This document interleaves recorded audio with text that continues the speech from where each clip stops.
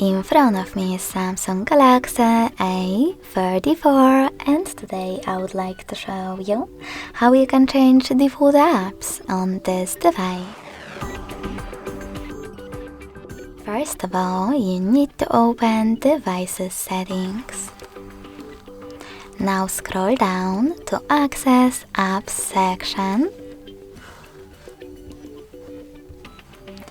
and click on Choose Default Apps at the top. Following that, tap on one of those options.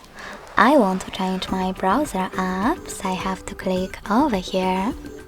Select Samsung Internet in order to apply it. And then click on the back button.